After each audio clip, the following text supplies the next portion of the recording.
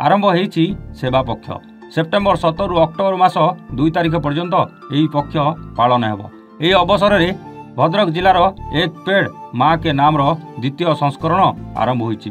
भद्रक जिला प्रशासन और पंचायत समिति पक्षरु जिलार इच्छापुर स्थित बरमपुर पंचायत डांगुआ साइठारे माँ पाई गछटिए लगाइबा कार्यक्रम में उच्चशिक्षा मंत्री सूर्यवंशी सूरज योगदान करथिले। डेप्यूटी कलेक्टर कार्तिकनाथ मंडल अध्यक्षतार अनुष्ठित सभारे सांसद अभिमन्यु सेठी, जिलापाल दिलीप राउतराय प्रमुख जोग देथिबा बेले मंत्री सांसद जिलापाल ग्रामवासी को चारा बंटन करी वृक्षरोपण करथिले।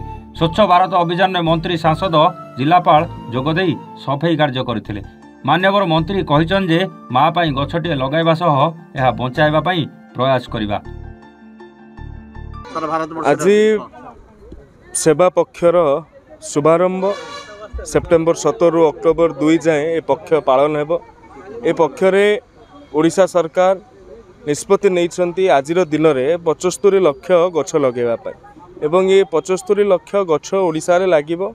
नरेंद्र मोदी जी जन्मदिन ए परिप्रेक्षी रे जिला प्रशासन तरफ एक पेड़ माँ के नाम द्वितीय संस्करण कार्यक्रम आज अनुष्ठित होईछि। साधारण लोक मानक भितरे अत्यंत उत्साहर सहित मान्यवर सांसद को उपस्थिति रे जिलापाल जिला अधिकारी मानक उपस्थिति रे कार्यक्रम सफलतार सहित संपादित होईछि। आपण मानक माध्यम रे मु अनुरोध करिबे समस्ते गछ लगाइबा, ताहाकु बंचेइबा, प्रकृति को सुरक्षित रखे। भद्रकरू सुब्रकांत राउतराय रिपोर्ट, वन ओडिशा।